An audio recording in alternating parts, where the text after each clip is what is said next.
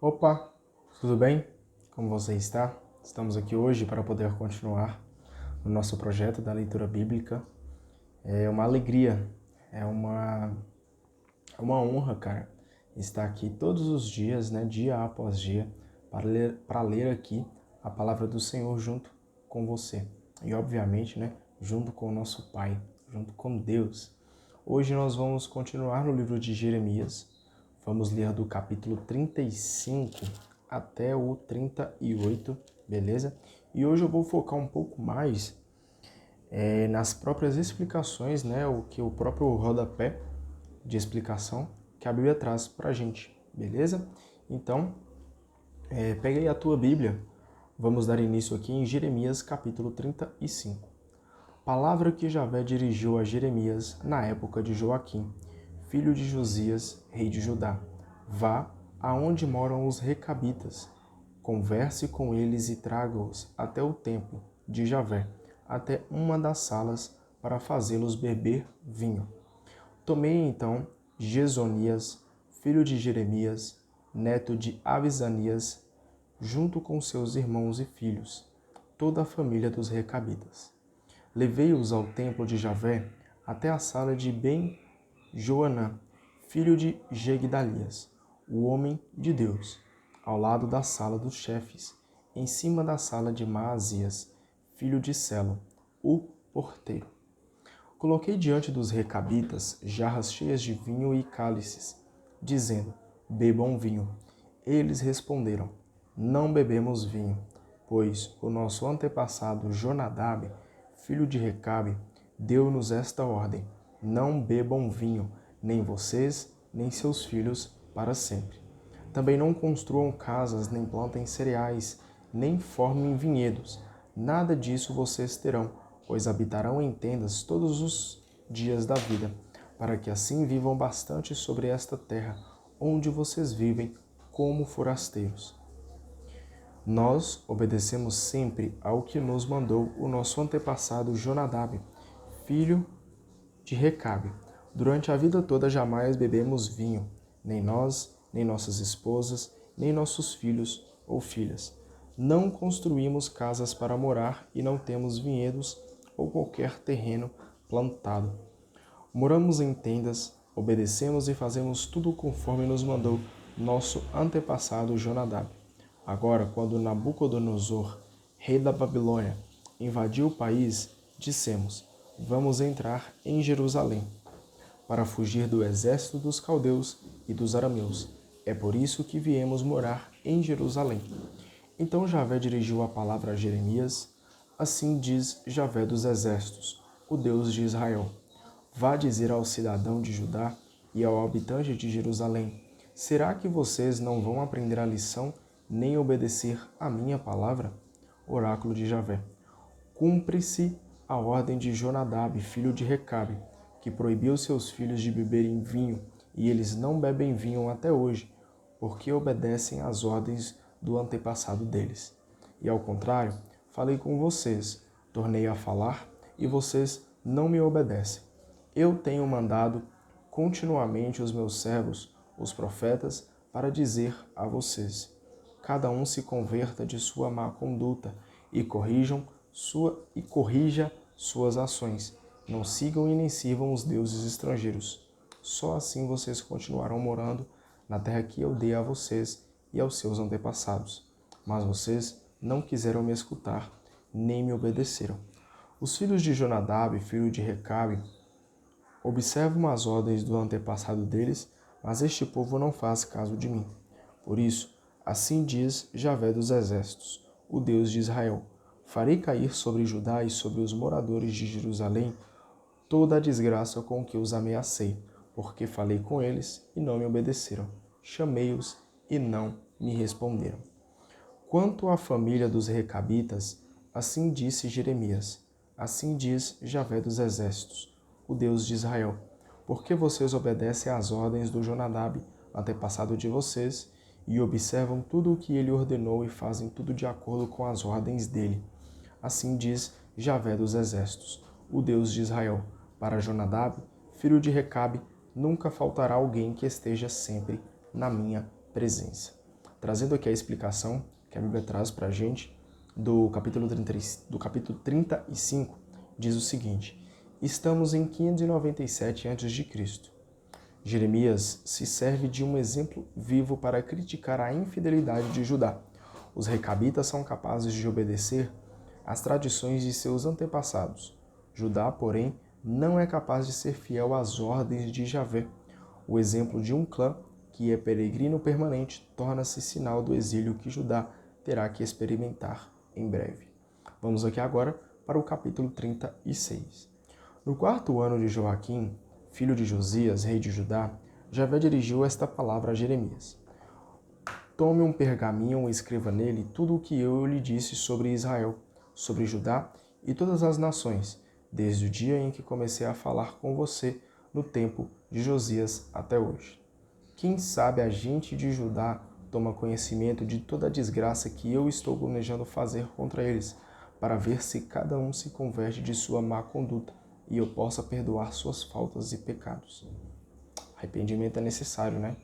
Não só nos dias de hoje, mas desde sempre o arrependimento é necessário para estarmos de fato íntimos com o Senhor, para que de fato vivamos junto com Ele, né? Sermos salvos pela mão misericordiosa dele.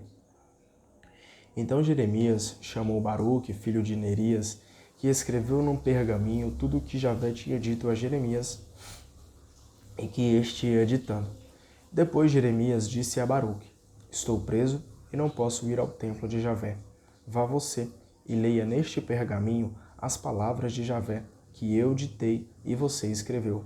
Leia para que o povo possa ouvir quando ele estiver no templo de Javé no dia do jejum. Leia em voz alta também para todos os de Judá que vêm de suas cidades. Talvez eles se humilhem com súplicas diante de Javé, e cada um se converta de sua má conduta, pois é grande a ira e o furor que Javé demonstra contra esse povo. Baruque, filho de Nerias, fez como o profeta Jeremias lhe ordenara, e leu no templo as palavras de Javé. No 9º mês do 5º ano de Joaquim, filho de Josias, rei de Judá, foi convocado um jejum em honra de Javé para todo o povo de Jerusalém e para todos os que vinham das outras cidades de Judá para Jerusalém. Então Baruque leu no templo de Javé, para o povo todo ouvir, as palavras de Jeremias que ele tinha escrito no pergaminho. Baruque estava no compartimento de Gamarias, filho do escrivão Safã, no balcão de cima, à entrada da porta nova do templo de Javé. Miqueias, filho de Gamarias e neto de Safã, ouviu as palavras de Javé lidas no pergaminho. Em seguida ele desceu até o palácio do rei e foi ao compartimento do escrivão. Aí encontrou todas as autoridades, o escrivão Elisamas, Dalaías, filho de Semeias, Eunatã, filho de Acobor, Gamarias, filho de Safã, Sedecias, filho de Ananias e outras autoridades. Miqueias contou-lhes tudo o que tinha ouvido quando Baruque leu o pergaminho na presença do povo. Essas autoridades enviaram então Jude, filho de Natanias, e Selemias, filho de Cusi, para dizerem a Baruque que pegasse o pergaminho que tinha lido para o povo e fosse aonde eles estavam. Baruque, filho de Nerias, pegou o pergaminho e foi procurá-los. Eles lhe disseram: agora sente-se aí e leia para nós. Baruque leu para eles ouvirem. Quando acabaram de ouvir tudo, olharam assustados uns para os outros e disseram a Baruque: temos que contar para o rei tudo o que está escrito aí. E perguntaram a Baruque: conte-nos como foi que você escreveu tudo isso. Baruque respondeu: Jeremias foi ditando para mim e eu fui escrevendo tudo à tinta no pergaminho. Então as autoridades disseram a Baruque: vá e esconda-se com Jeremias, e que ninguém fique sabendo onde vocês estão. Depois foram encontrar o rei no pátio do palácio, deixaram o pergaminho no compartimento do escrivão Elisama e contaram tudo ao rei. Imediatamente o rei mandou que Jude fosse buscar o pergaminho. Ele pegou o pergaminho na sala do escrivão Elisama e leu para o rei e para as autoridades que estavam junto dele. O rei estava na ala de inverno do palácio, pois era o 9º mês e havia um braseiro aceso diante do rei. Cada vez que Jude acabava de ler 3 ou 4 colunas do pergaminho, o rei cortava os pedaços com a faca do escrivão e os atirava no fogo do braseiro. Fez assim até que todo o pergaminho foi queimado no braseiro. Ninguém se impressionou, ninguém rasgou as vestes, nem o rei, nem os seus ministros, ao ouvirem aquelas palavras. Somente Elnatã, Dalaías e Gamarias pediram ao rei para não queimar o pergaminho, mas ele não lhes deu ouvidos. Por fim, o rei mandou Jeremiel, oficial do palácio Saraías, filho de Azriel, e Selemias, filho de Abdeel, que fossem prender o escrivão Baruque e o profeta Jeremias. Javé, porém, os escondeu. Depois que o rei queimou o pergaminho que continha as palavras escritas por Baruque e ditadas por Jeremias, Javé dirigiu esta palavra a Jeremias: Pegue de novo outro pergaminho,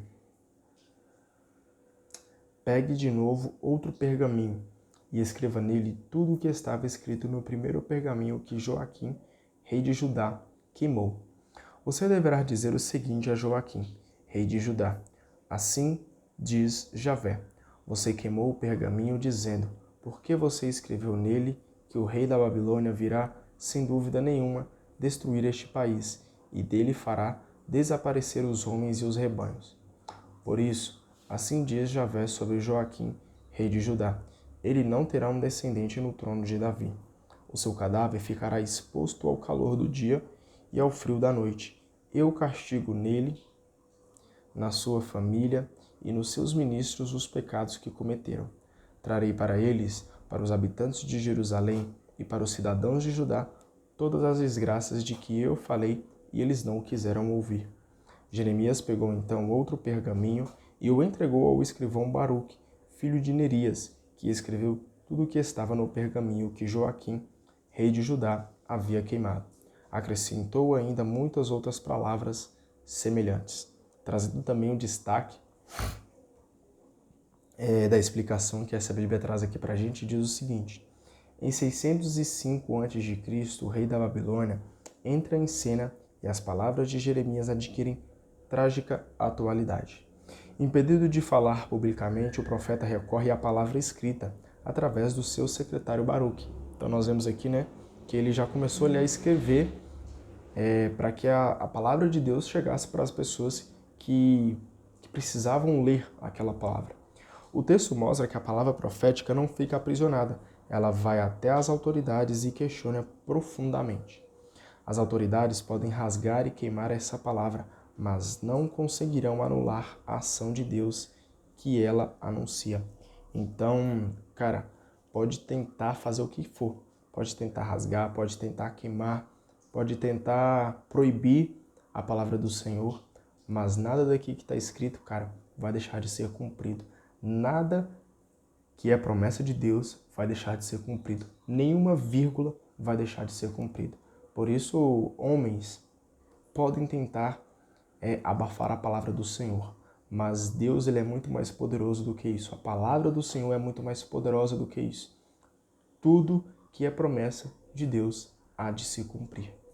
Capítulo 37. Sedecias, filho de Josias, sucedeu no trono a Jeconias, filho de Joaquim. Sedecias foi nomeado rei de Judá por Nabucodonosor, rei da Babilônia, mas nem Sedecias, nem seus ministros, nem os proprietários de terra obedeceram ao que Javé tinha dito por meio do profeta Jeremias. Mais uns aqui, desrespeitando Deus, não obedecendo a ele. O rei Sedecias mandou Jucal, filho de Selemias, e o sacerdote Sofonias, filho de Mazias, levarem a Jeremias o seguinte recado: reze por nós a Javé, o nosso Deus. Jeremias podia andar livremente no meio do povo, pois eles ainda não o tinham posto na prisão. O exército do faraó tinha saído do Egito e quando os caldeus que estavam cercando Jerusalém ouviram a notícia, abandonaram o cerco da cidade.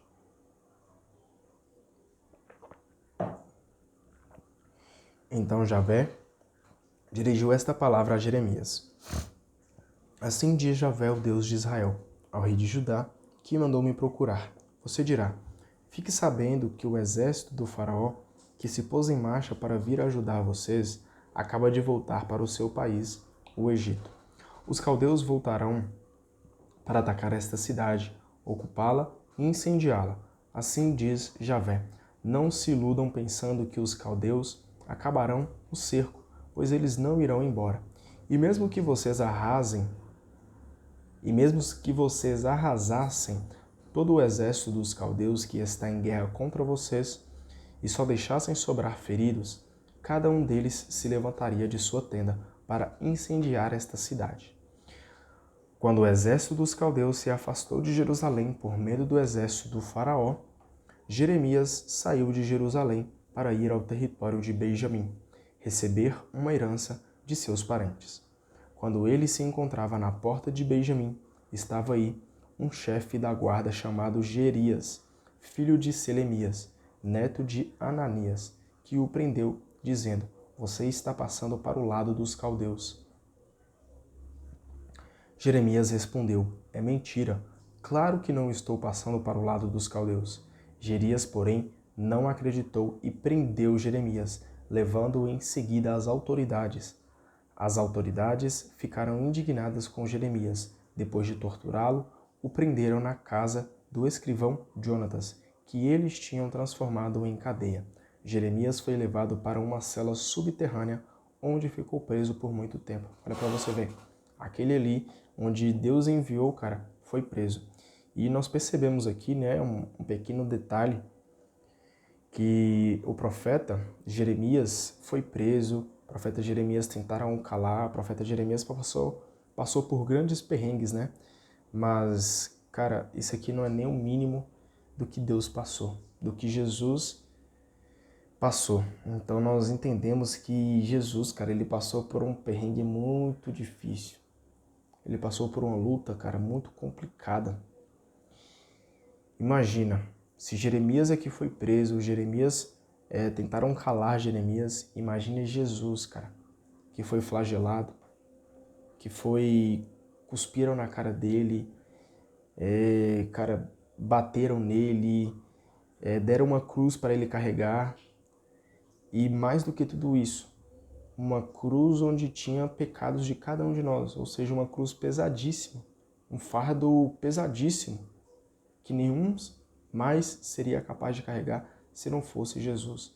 E mesmo assim, cara, com uma dificuldade muito grande, imagina quão sofrido foi a vida de Jesus, quão sofrido foi a morte de Jesus, colocando uma espinha, uma coroa de espinhos na sua cabeça. Imagina esses espinhos entrando assim, de fora a fora na cabeça do Senhor, pregando as suas mãos com pregos direto na madeira, ou seja, era direto, pegava um prego, imagina um prego gigantesco e batendo na sua mão para poder prender ele numa madeira, fazendo isso com os pés.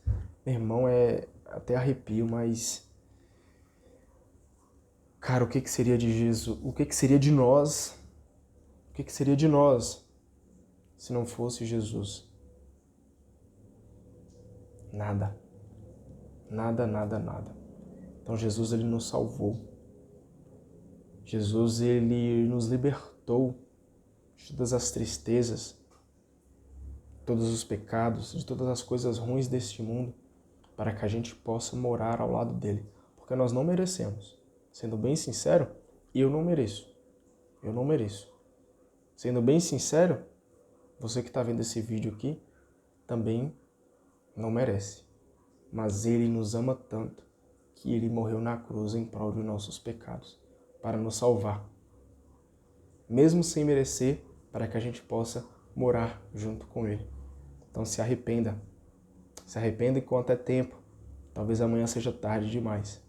Se arrependa, porque se você quer morar junto com o Senhor, se você quer morar junto com ele, é necessário que você se arrependa agora. Agora, porque amanhã pode ser muito tarde, tá?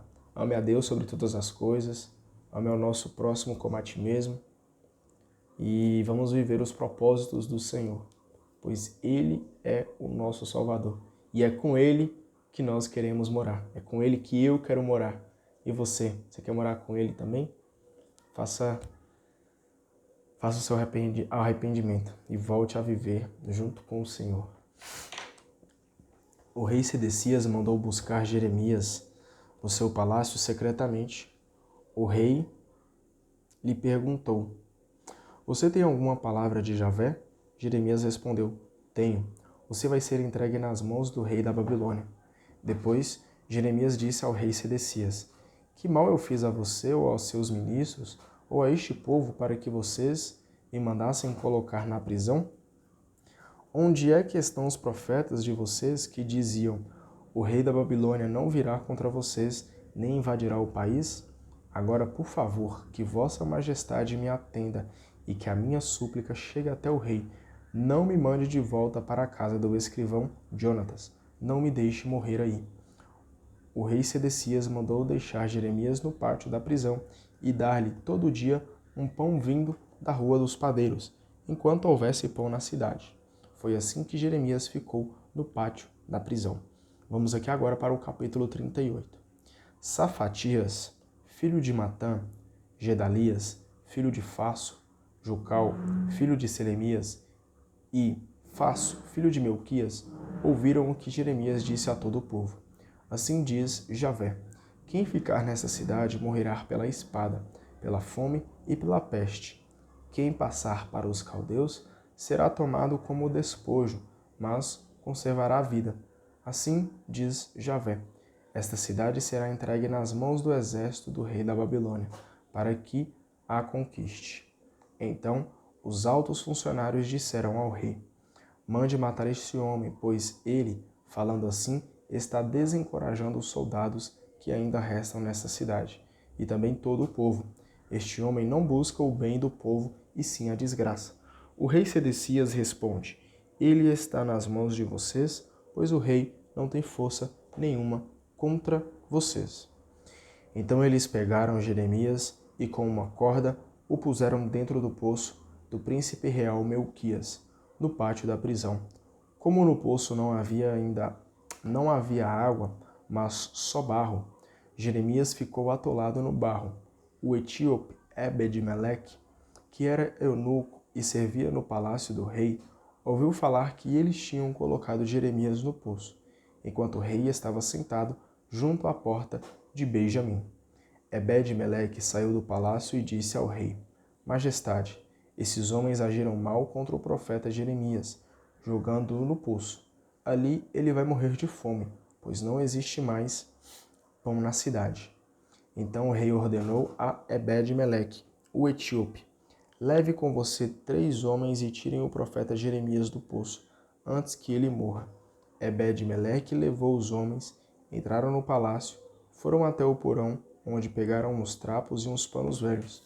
Depois, jogaram esses trapos na ponta de uma corda para Jeremias. Ebed-Meleque, o etíope, disse a Jeremias: Coloque esses panos velhos debaixo do braço, onde vai passar a corda. Assim fez Jeremias. Então puxaram Jeremias pela corda, tirando-o do poço, e Jeremias ficou no pátio da prisão. O rei Sedecias mandou buscar o profeta Jeremias na terceira entrada do templo de Javé. O rei disse a Jeremias: Vou perguntar-lhe uma coisa, não me esconda nada. Jeremias respondeu: Se eu lhe falar, você certamente me matará. E se eu lhe der um conselho, você não ouvirá. O rei Sedecias jurou em segredo a Jeremias, pela vida de Javé, que nos deu a vida: Não o matarei, nem o entregarei na mão desses homens que estão querendo matá-lo. Então Jeremias disse ao rei Sedecias: